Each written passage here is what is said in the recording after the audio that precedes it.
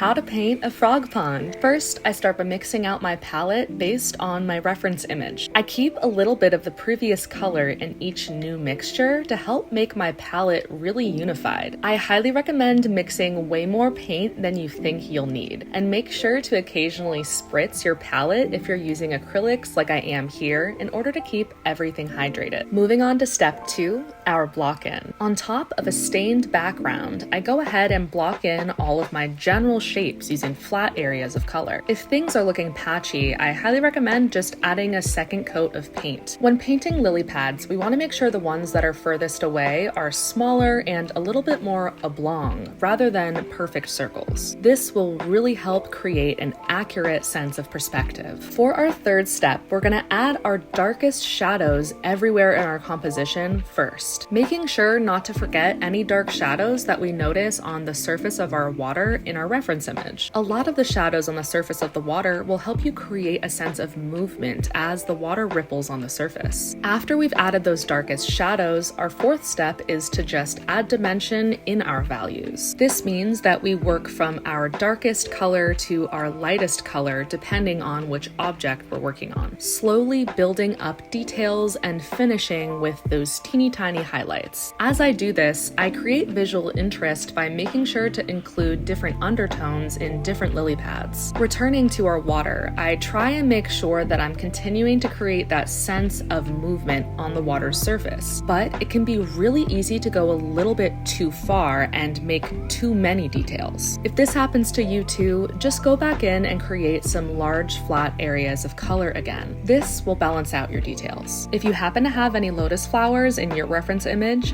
I highly recommend you paint all of the shadows really bright. This helps create that glow that you get when the sun shines through each petal. The most highlighted part of each petal should be the tips and the edges. And don't forget to add a little bit of that flower's color in its reflection. This will really add a lot of realism to your piece. Once we're done with all the rest of the composition, it's finally time to add our frogs. Comment a frog emoji if you made it this far in the video. Any part of a frog's body that's submerged underwater will appear slightly darker. Making sure that you're still working from dark to light as you build details on these frogs, I highly recommend finding several different reference photos for this part of your piece. Bonus points if you find a bunch of different frogs in a bunch of different poses for added visual interest. And most importantly, don't forget to sign your painting at the end. And voila, we have our masterpiece. I hope you guys loved this tutorial, and if you want to buy prints of this piece, I do have them available on my website. Love you!